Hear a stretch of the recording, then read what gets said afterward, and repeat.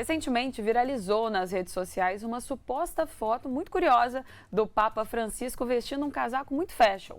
A imagem confundiu internautas e até mesmo veículos de notícia. A verdade é que a foto foi criada com uma ferramenta de inteligência artificial, olha só.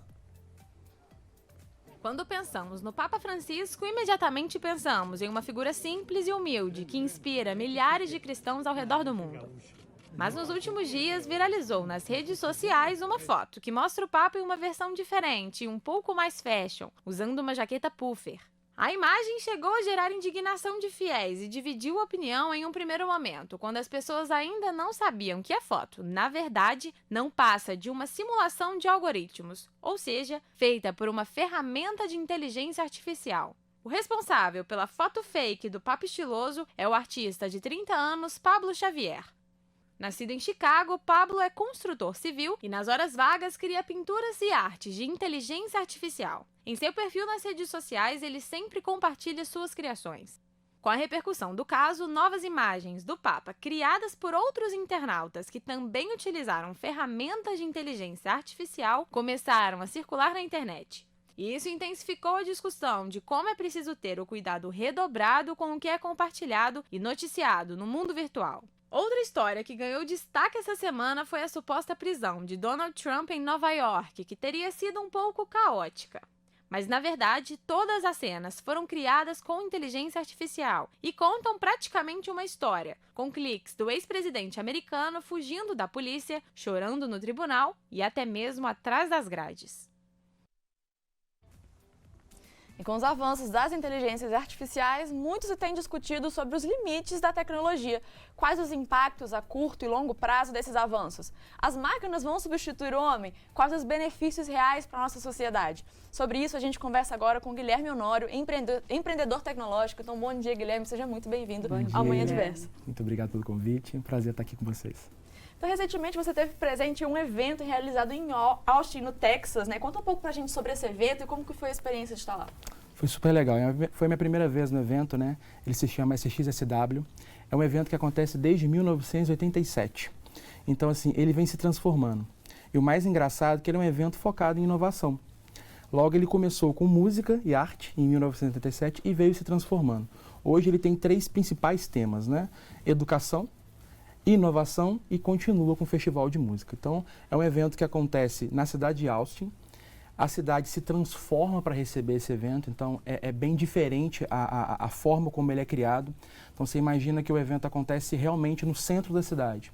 Então, são 300 mil pessoas no evento de todo o mundo.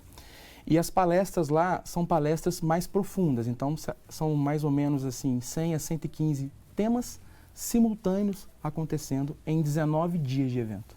Então, conta um pouco pra gente também das tendências que você viu lá no evento. O evento ele é muito diverso, né? Então, assim, eu entrei em palestras que falavam de psicodélicos, entrei em palestras onde o Estado de Secretário de Defesa americano estava com um hacker ao lado, explicando como é que ele ajudou a Rússia a se defender do ataque da Ucrânia. Desculpa, como é que ele ajudou a Ucrânia a se defender do ataque cibernético da Rússia.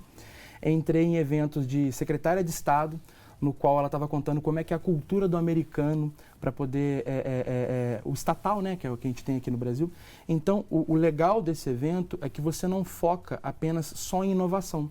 Você acaba entrando em salas dos mais diversos temas com especialistas que te contam e sempre em tom de discussão. Então, é sempre um fórum onde as pessoas debatem sobre aquele tema, que vai de cannabis, a inovação, a tendências para 2050, a ChatGPT, o CEO estava lá, então é bem diverso. Isso traz para a gente um repertório bem interessante do que você, as conexões que você pode fazer com inovação com o mundo real, né? Então acaba que você tem não só um foco em apenas um tema, mas, sei lá, 60 temas diferentes. Guilherme, falando agora assim desse crescente papel da inteligência artificial, né, na humanização das tecnologias, o que você conseguiu absorver disso também nesse evento? Acho que foi o grande tema, foi a inteligência artificial, né? Muito puxado pelo ChatGPT, que tornou isso mais palpável, né?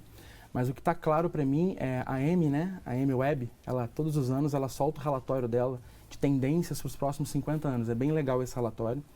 E top 1 dela estava que a internet vai se transformar, né? Então, ou seja, a forma como a gente consome conteúdo já vem se transformando ao longo dos anos, né, com as redes sociais, com o Google, mas ela fala que vamos viver agora uma terceira revolução industrial da internet. Né? Teve lá o início da internet, teve agora toda essa questão de e-commerce, essa velocidade na aquisição, só que agora vai haver uma transformação por conta da inteligência artificial que trouxe uma simplicidade, uma facilidade, trouxe novas funcionalidades de uma forma muito mais prática para ser utilizado para o consumidor final ou para pessoas e empresa. Então foi muito citado isso lá. E no Brasil, como é que a gente está aí nesse contexto da inteligência artificial? Cara, muito bem. Eu estava recentemente... a gente acredita que inteligência artificial é aquela coisa do filme Eu, Robô, né? Aqueles robôs. Tem como aquilo se estivesse também. muito distante, né? Exatamente, tem aquilo também, mas um exemplo legal de inteligência artificial aplicada na pandemia aqui no Brasil foi o iFood, que fazia os seus pedidos através de um algoritmo próprio, onde ele fazia toda aquela análise de que horas que vai ficar pronto o pedido, quanto tempo demora para chegar esse pedido até o destino de quem pediu, quanto tempo o restaurante demora para preparar esse pedido e fazer essa logística entre conectar o motoboy para ir até lá, recolher o pedido, levar na sua casa e te dava lá o tempo. Com a pandemia, os pedidos quintuplicaram. Ou seja, como é que ele não tinha malha, né, pessoas para poder entregar aqueles pedidos, né? Todo mundo estava em casa. E eles já estavam com uma inteligência artificial desenvolvida, testando ela há mais de 6 meses, no qual essa decisão de tempo e essa organização de que horas envia o motoboy, qual é o horário que eu vou dar de destino para o usuário final, estava rodando e aprendendo, entendendo. Porque às vezes, se eu pedir uma comida meio-dia em um restaurante que não tem uma demanda alta, e eu pedir essa mesma comida às 6, onde ele tem uma demanda alta, o tempo vai variar. Então esse algoritmo, esse IA, foi implementada na pandemia e o mais interessante é a eficiência que ela trouxe. A mesma malha de entrega, Brasil todo, o iFood conseguiu dar conta de entregar 5 vezes mais pedido sem ter que esticar e estender mais. E o principal, se você parar para notar, é que cada vez mais o tempo que ele te dá de entrega bate.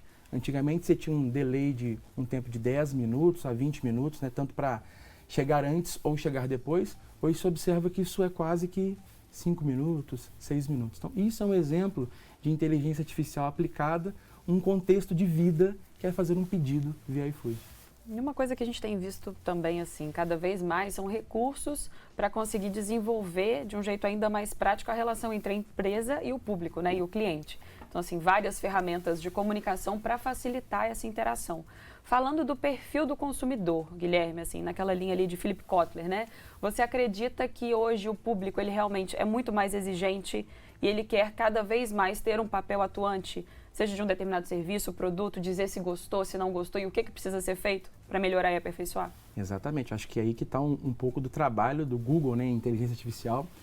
Aí eu falei alguma coisa e de repente, falei em comprar uma geladeira e de repente começa a aparecer propaganda de geladeira para mim. Isso é uma realidade, né?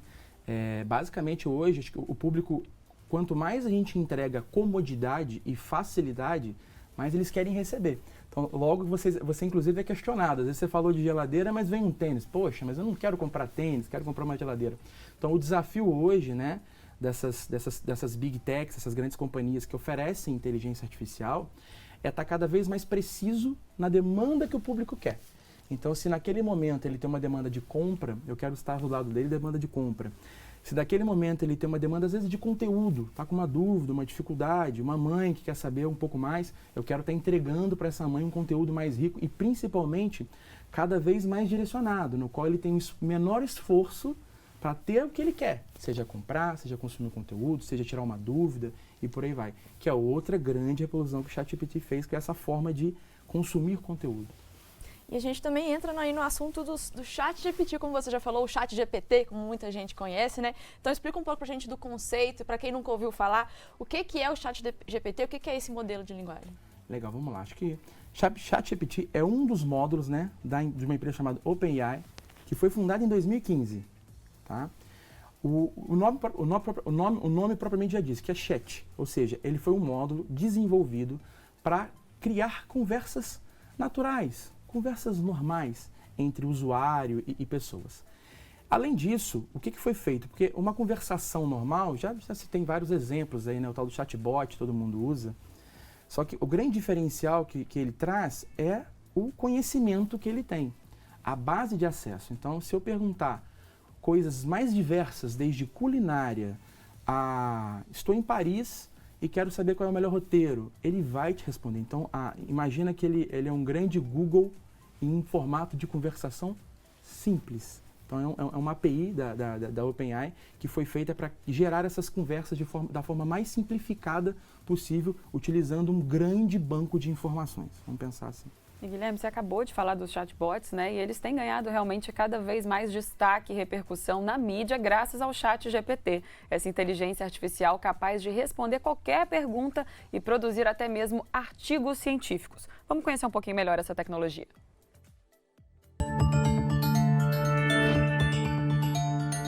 Similar aos mecanismos de pesquisa como Google e Bing, os chatbots são usados primariamente para pesquisar informações, mas com auxílio de inteligência artificial. De acordo com este CEO de uma empresa de tecnologia, é o que deixa a experiência muito mais imersiva para o usuário. É só pesquisar, por exemplo, população de Juiz de Fora. Você pode perguntar, e você fazer isso no Google, e você achar lá na Wikipedia e achar a sua resposta, para o chat você pergunta para ele qual é a população demográfica de Juiz de Fora. Ele já vai te retornar com essa informação, como se fosse uma conversa. E o que é outra coisa muito importante de usar a estruturação de chat e não a de buscador, como antigamente, é que você consegue intercalar uma pergunta na outra. Como, por exemplo, você pode perguntar a população de Juiz de Fora e logo na pergunta abaixo você perguntar, por exemplo, quando foi o último censo do IBGE. Ele já vai saber que você está se referindo à pergunta de cima, entendeu? Então, de fato, você vai criando esse diálogo.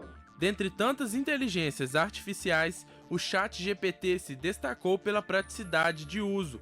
O Clério ainda fala que, apesar da qualidade das respostas, a ferramenta ainda não é completa. Criação de imagens, criação de locução de áudio, algumas outras coisas. Aí a gente acaba tendo que recorrer às outras AIs ainda.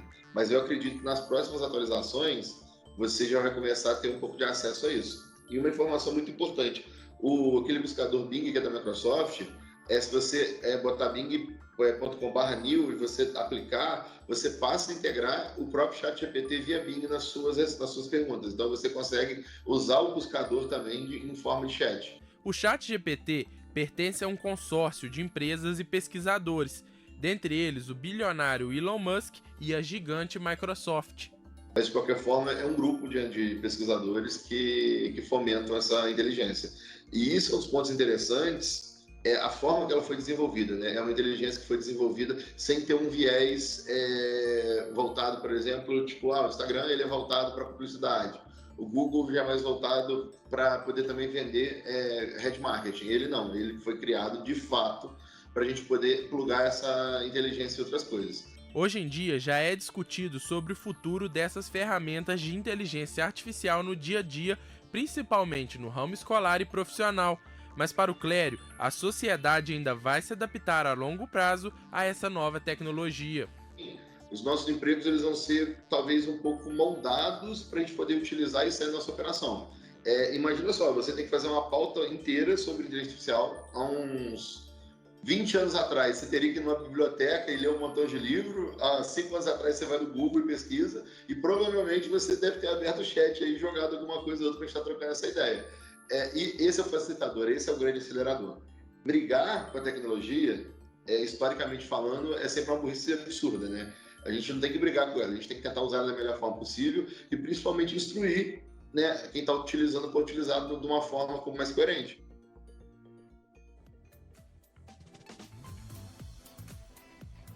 É isso aí, o ChatGPT está aí, né? Essa nova tecnologia que a gente tem visto muito falar sobre ela e muito também falar sobre as possíveis polêmicas, né? Os pontos negativos que têm sido vistos aí por profissionais com relação a isso, mas a gente também pode falar das funcionalidades legais que ele tem, né? Que pode ajudar a gente no nosso dia a dia. Você tem algum exemplo legal para dar pra gente? Um exemplo bem legal, o Arthur tá aí ainda?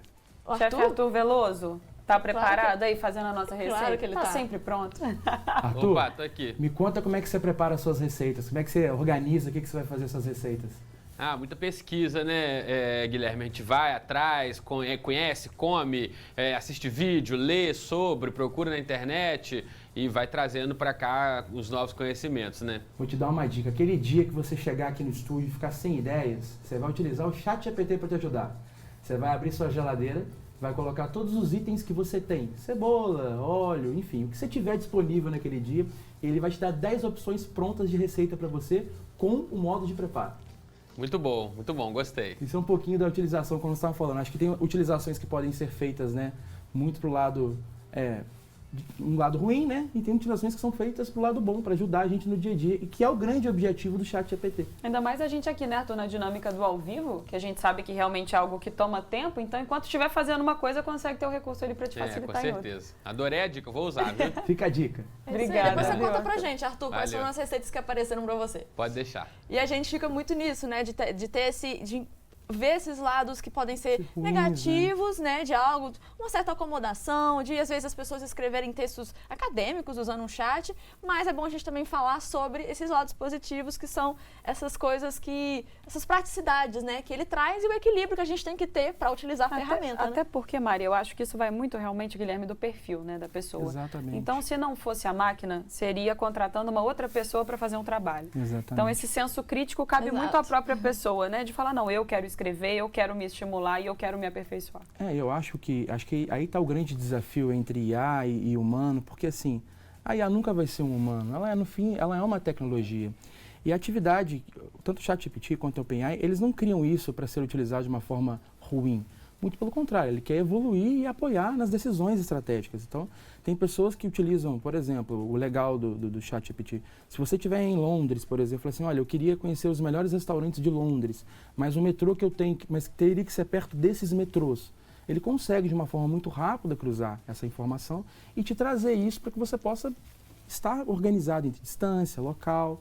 Então, assim, a utilização, como tudo no mundo, né, você sempre vai poder utilizar da maneira que você quer. E aí tem uma questão toda de regulação, né? Enfim, a gente pode discutir um pouco aqui do ChatGPT. E vamos falar um pouquinho também do Big Data, né? Para que serve esse recurso? Você consegue trazer algum exemplo mais prático para a gente? Big Data é o seguinte, pensa que o volume de informações a cada ano, né? Ele quadriplica exponencialmente. Então, a gente tinha antigamente Facebook. Hoje a gente tem Facebook, Instagram e TikTok. Todos nós estamos nessas 3 redes sociais, por exemplo.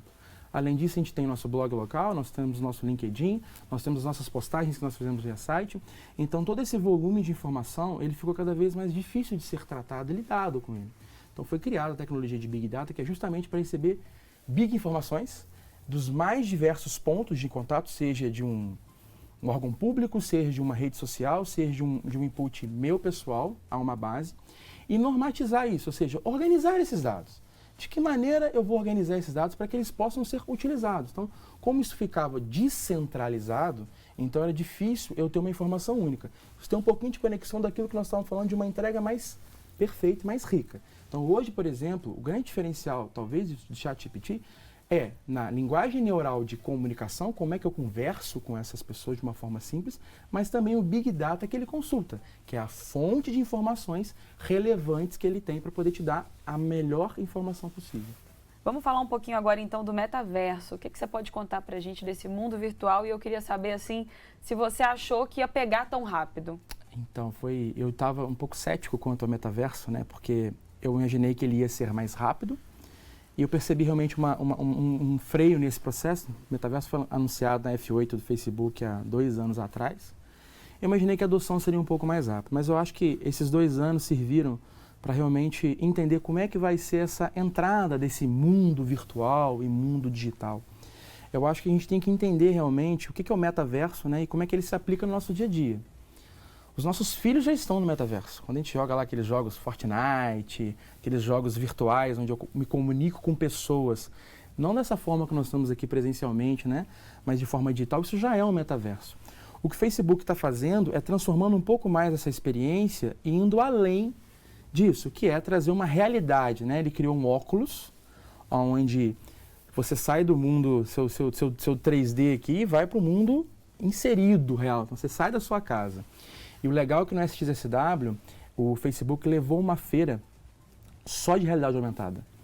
E foi assustador em alguns pontos o que eles levaram lá. Exemplos, você tinha uma experiência lá que você passava, onde você ia para o mundo virtual e você tinha uma experiência de sentir um transexual. Falei, gente, como pode isso? Então, assim, tecnologia aplicada.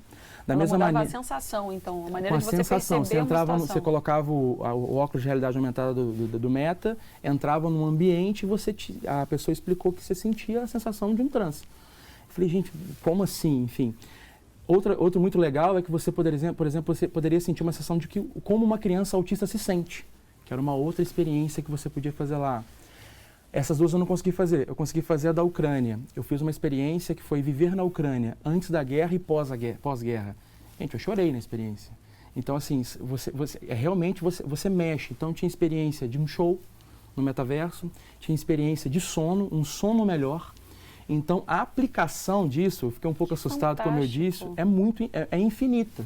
Então, são os mais diversos. Eu voltei da feira, eu comprei lá, né, eu trouxe o Meta e testei. Então, você entra num mundo realmente, chamado Horizon, onde você está andando numa cidade com pessoas virtuais. Então, assim, eu acho que a gente tem que olhar com carinho para isso, mas também não ser, ai meu Deus, vai dominar o mundo. Não. Você tem um Carrefour que comprou um pedaço de um terreno no metaverso do jogo. Ok, mas ele fez isso não foi para se comunicar conosco, foi para se comunicar com o público dele, mais jovem, que está lá. Então, realmente, eu acho que tem questão de adoção. Tem pessoas que vão aderir de uma forma mais orgânica, serão os nossos filhos, são pessoas que vão sentir isso mais para frente, e eu acho que ele vai entrar no nosso mundo também para contextualizar. Mas temos que ter limites, né? É a mesma coisa da aplicação do ChatGPT, ele é muito aberto, né? E pensando aí nessas diversas funcionalidades e possibilidades que a gente nem imagina do metaverso, né? Que muita gente provavelmente nunca tinha parado para pensar. Será que a gente está preparado emocionalmente, psicologicamente para essa nova realidade? Eu acho que, de novo, acho que tecnologicamente falando a gente está preparado, mas vai ser muito da questão pessoal, tá? Vamos dar um exemplo de uma coisa que eu vi lá, que eu achei super interessante, que eles criaram um programa de treinamento para pessoas que tiveram lesões com remoção de corpo. Então, por exemplo, sei lá, eu perdi meu braço ou eu perdi minha perna. Isso tem a ver com o nosso dia a dia. Então, o nosso cérebro ainda não entendeu o que a gente está sendo aqui. Eles criaram um programa para aquilo. Então, poxa, saiu de uma questão de preparar para uma necessidade. Então, eles mostraram lá que a pessoa ela começava a se sentir melhor com 2, 3 meses de programa. Quando que no dia a dia, nas fisioterapias normais, demoravam 6, 7 meses. Então, acho que vai muito do contexto do que aquela pessoa quer utilizar dessa tecnologia. E, de novo, tudo que eu sempre falo, a favor, né? Querendo acelerar alguma coisa para chegar numa atividade fim. Mas também tem um contexto das crianças que podem querer ficar naquele mundo que não existe. Então, acho que cabe a gente também regular isso e entender o que a gente quer. Se é só um momento de diversão, se é só uma experiência, como é que está esse acordo. Acho que é um pouquinho... Isso é tudo muito novo para todo mundo, né? Acho que daqui a pouco vai estar saindo alguns manuais aí de boas práticas de como utilizar isso. É encontrar o equilíbrio, né? É isso que a gente... Aí fica um grande desafio, é a gente conseguir encontrar esse equilíbrio para justamente chegar nesse meio termo que você disse, né? E talvez o recurso seja o que o Guilherme comentou também em relação aos limites, né? A partir do momento que a gente consegue estabelecer os limites, a experiência, a relação com a situação muda, né? E falando também sobre todas essas ferramentas, além delas conectarem o mundo, você também acha que ela trabalha mais, por exemplo, o aspecto da sustentabilidade? O perfil do consumidor hoje, esse perfil mais crítico, com senso, né, crítico cada vez mais apurado, você acha que está também tendenciando para esse lado mais consciente? Sim, acho que muitas das vezes existem tecnologias que realmente elas nos ajudam até... Tem um tema famoso, o ESG, né, que as empresas estão muito focadas em sustentabilidade. Exemplo bobo, assim, falando de tecnologia, a gente quase hoje não tem mais papel. Né? Acho que as impressoras estão cada vez menos em utilização.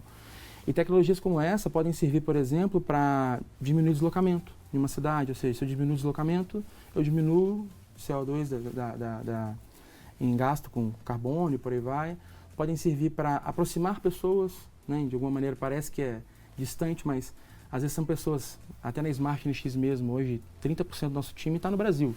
Então a gente tem um metaverso nosso lá, que é tipo o nosso escritório virtual, para que as pessoas possam se conhecer. Como é que eu conecto um colaborador meu que está na Bahia com um colaborador que está no Porto Alegre? Então a chance deles se verem é raro, mas eles estão lá se comunicando e trocando. Então acho que essa experiência do physical, né, físico com digital, ela está cada vez mais mesclada. Eu acho que o físico nunca vai acabar, não tenho certeza que ele nunca vai acabar, mas a gente precisa encontrar o equilíbrio de como nós podemos explorar melhor o digital. E com relação às lojas físicas, né? Porque a gente sabe que o e-commerce está crescendo cada vez mais. Será que eles vão substituir as lojas físicas também? Não, eu acho que assim, acho que alguns tipos de produto talvez sim, que é aquele produto mais commodity, que você não precisa palpar, mas por mais que tecnologicamente falando, né, você tem lá lojas que você tira uma foto da roupa da pessoa e ela já te traz toda onde você compra, como é que faz. Eu acho que o varejo, de uma maneira geral, a gente trabalha bastante no varejo lá na Smart, ele vai ter que se transformar. Então, um exemplo clássico agora é a própria Hering, que era uma loja, não sei se vocês notaram, uma loja azul e branca, se transformou numa loja super colorida. Que se você entra lá, você tem integrações a todos os momentos do mesma camisa que você pode comprar no físico, você pode comprar no digital. Então eu acho que as lojas elas vão ter um papel cada vez mais importante na experiência do físico. Então acho que a gente tem que separar agora, né, o que o nosso consumidor quer e o que eu quero levar uma experiência legal para ele na loja física e também ter uma experiência legal no digital, porque muitas das vezes você faz uma compra pelo digital, mas atrasa a tua entrega, tua dificuldade de contato com o saque é melhor, sendo que você poderia ter ido na loja, fisicamente lidado com a pessoa, pegado o produto na hora e levado para casa. Então existe aí para mim, acho que o termo phygital é o que mais está em alta, que é misturar esse físico com o digital e um não sobrevive sem o outro. No final nós somos humanos, somos pessoas, então não tem como cortar o físico. Guilherme, para quem ainda tem alguma resistência ou até medo, né, em relação a essa invasão tecnológica, o que a gente pode falar para que tenha essa mudança, né, da lente para a situação, assim, para que a pessoa enxergue com bons olhos esse aspecto e essa evolução, não como uma substituição? Exatamente, eu acho que a gente tem que olhar o lado bom disso. Eu acho que para toda vez que você tem uma disrupção, oportunidades vão aparecer. Então, vamos pensar aqui, pensar no marketing tradicional, né? A gente tinha lá antigamente a agência, que fazia os papers, fazia todo o processo lá e era bem aquilo. Hoje em dia você tem agências especializadas em desenvolver influencers. Ou seja, pegar uma pessoa e torná-la influencer no mercado digital. Você tem empresas especializadas em logística, em rota inteligente. Então, eu acho que toda vez que traz uma disrupção, uma mudança, traz oportunidades ao longo disso. Eu gosto muito de estar o iFood, antigamente para você ter uma cozinha, você ter um restaurante, você poder pegar a sua comida e mostrar para o mundo o quanto você é bom, você tinha que ter um local físico. Hoje não, hoje você pode fazer da sua casa, na sua limitação, e você pode simplesmente cozinhar para o Brasil todo, para o mundo todo, na sua região. Então, eu acho que essas tecnologias, elas estão vindo realmente para ajudar e facilitar. Então, eu acho que a gente tem que tirar essa questão de, está me substituindo. Não. Ela está se transformando. Há 20 anos atrás, nós não tínhamos praticamente nada do que nós temos hoje nos nossos celulares. Há 10 anos atrás, nós não tínhamos nem metade. Então, o que tem que estar claro é uma coisa que vai acontecer e cada vez mais rápido. Então, eu tenho que abrir minha mente para entender qual é o benefício que ela está trazendo e como é que eu quero inserir isso no equilíbrio da minha vida. Não ir contra essa tecnologia e impor os limites necessários. Para a gente encerrar o nosso bate-papo, a gente tinha que falar também do humano, né? Do mundo não virtual, o mundo real, que é o que torna possível todas essas tecnologias que a gente está vendo aí, que é a base de tudo isso, que torna possível não o surgimento, como também o consumo dessas tecnologias, né? Então, para a gente encerrar o nosso bate-papo, vamos falar um pouquinho sobre essa importância do humano e esse equilíbrio que precisa existir para que essas tecnologias sejam usadas realmente da melhor forma possível. Nós temos uma frase na Smart que eu gosto muito de falar, que nós somos uma empresa de tecnologias feitas por humanos. Então, o humano sempre na frente. Eu acho que uma discussão bem legal que estava tendo lá no evento, essa questão, essa adoção muito forte de tecnologia, e a gente esquecendo o lado humano. A gente sabe que tudo isso é feito por um humano e a gente tem e com essa adoção de tanta tecnologia, você pode observar que as marcas estão cada vez mais focadas na experiência do humano. Então não adianta nada eu ter um super site legal, ter todo um contexto legal, se a experiência do meu dia a dia, quem faz isso muito bem nos Estados Unidos é a Amazon, né? Se a minha experiência como humano, ela tem fricção. Então eu tenho que começar a pensar não na tecnologia, eu acho que eu tenho que pensar nela como um apoio e meio. Porque a gente sabe que no fim do dia a gente vai estar lidando a entrega final de qualquer coisa. Um Uber transporta humano. Então conecta o motorista com o humano, o iFood conecta o restaurante com o humano. Nós estamos aqui, né? Estamos digitais, mas estamos nos conectando e passando informações. Então, eu acho que é como nós vamos tratar isso no nosso dia a dia, junto com o humano, aquela bem experiência Minority Report, né? Como é que é o dia a dia entre tecnologia e humano. E sigo dizendo, sempre pense primeiro na pessoa, depois a tecnologia. Acho que não tem... É clichê falar disso, mas quando você coloca essa experiência na frente, tudo fica mais fácil, a entrega e esse contato, né, a gente também home office, né, smart está em home office, ele nunca vai ser substituído por um robô. Essa proximidade, o calor humano, a conversa, a troca, o olhar. Então, acho que a gente está cada vez mais se conectando sim, mas também não vamos perder as nossas origens de pessoas, né? Obrigada, viu, Guilherme? Guilherme Honório, empreendedor tecnológico, tornou muito mais acessível alguns termos que parecem tão técnicos, né, mas que a gente viu que realmente está aqui, né, algo cada vez mais palpável e que a gente conseguiu também agora ver ainda com bons olhos, né, e com melhores olhos, sem ser aquela disputa, sem substituição. Tem lugar para todo mundo, né? Exatamente. Obrigada, viu, Guilherme? Imagina, obrigado pelo convite. Muito Prazer obrigada. estar aqui.